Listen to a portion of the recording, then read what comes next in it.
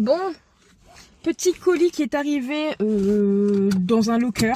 Première fois que je vais avoir affaire à ça. Je ne sais pas comment ça va se passer. Ce qui me fait un peu peur, c'est que c'est à côté du camp des migrants. C'est vraiment pas loin. Donc je suis un peu mitigée. On verra.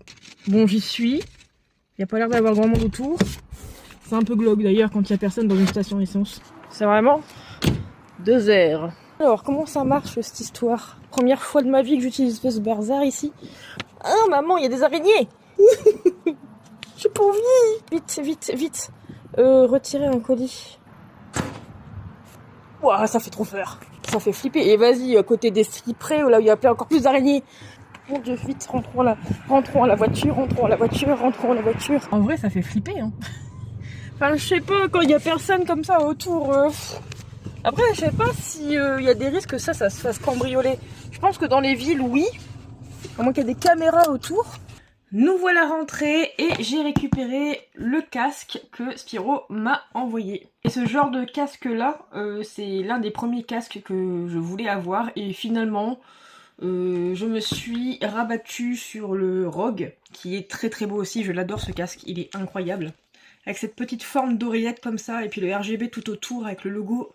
Il est juste trop beau. Et voilà, Spiro a voulu m'envoyer celui-là et je suis plutôt contente. Donc là, apparemment, il est de couleur noire.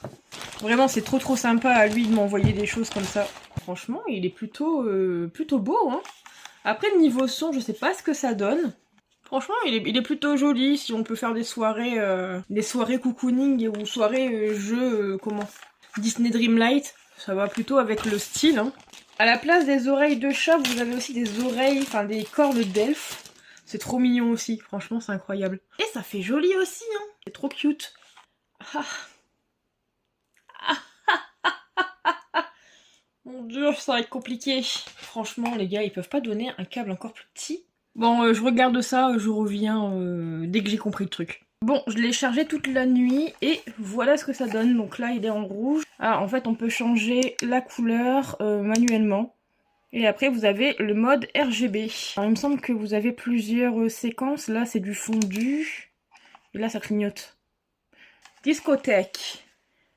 Hop, alors je vais essayer de changer la lumière.